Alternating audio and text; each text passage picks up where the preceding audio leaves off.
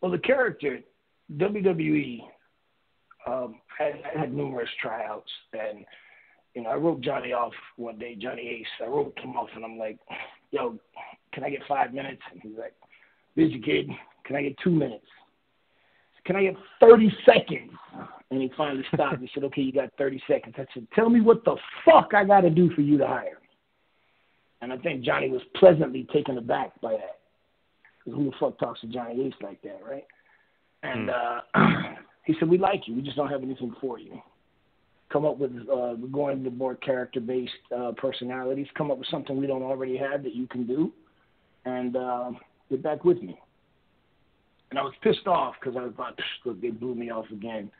But at that time, I was working down on South Beach doing nightclub work and bodyguard work, and I would see these self-absorbed, pompous, overpaid pro athletes show up feeling like the world owed them something. And I remember, guys like Shaq or Barry Sanders or Dr. J, like bona fide legends would come through. And they'd always, stop and shake hands and talk, and they were very humble. And then I'd see guys who were like, first-round draft pick busts showing up with entourages like the world owed them something, being rude and disrespectful. And I thought, man, that hasn't been done in wrestling yet. Not that way. This is a relatively new phenomenon. Every week you can turn on SportsCenter and there's a pro athlete that's getting into trouble saying or doing something stupid. So I put together a package, and to this day, if you ask Court, he'll tell you it's one of the most impressive things he's seen because they've never received anything quite like it. But I said, okay, this is the top company in the world. I want to be a professional. I put together the most professional treatment explaining what the MVP character was, who he was. I included pictures so they could see how I dressed. I included 20 storyline and vignette ideas. And then I sent 2 promos. One that was 1 minute so they could see I could hit time and tell a quick, concise story. And the other one was 4.5 minutes so they could see that I could tell a story, entertain, and kill time. And Court was the one that told me. Court Bauer said that they showed it to Vince. He said, "Vince, we want you to have a look at this."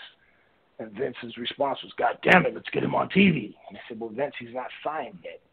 "Well, why the hell not?" And I got a call from Johnny Ace maybe a week or so later. So the MVP character was my idea, and I pitched it to them, and they liked it. So a lot of the ideas for, the evolution of the MVP character were mine, and I'll always give credit to WWE and Vince for allowing me to embody the vision of what I had for the character. The original outfit that I came out with, that was not my idea. That was fucking bullshit. That was not what we discussed at all. That was the seamstress just decided to do her own shit. That was not the design we discussed. And I remember I went to Vince. I said, "Vince, this doesn't look like a high-performance athlete, man. This looks like," and as a matter of fact, I remember specifically saying that it looked like something Brian Boitano would wear, not something MVP would wear. And Vince's response was, "I love it. Your ego's going to get that over." I said, "Well, you're signing the check. If you love it, then I love it too. I'll make it work."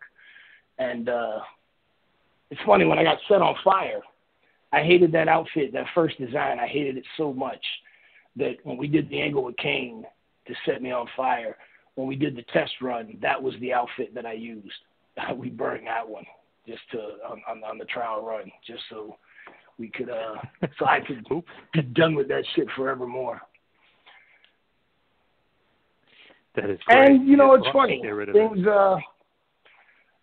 it's one thing about the professional wrestling business. It's, there's peaks and valleys. And, we've seen it time and again. Guys that had big promise that for whatever reason, things didn't work out the way they planned. I had every belief. I knew in my heart and soul that I was going to headline a WrestleMania. I knew it. There was no question in my mind. But, sometimes other things happen that are beyond your control behind the scenes, and, the careers take their course.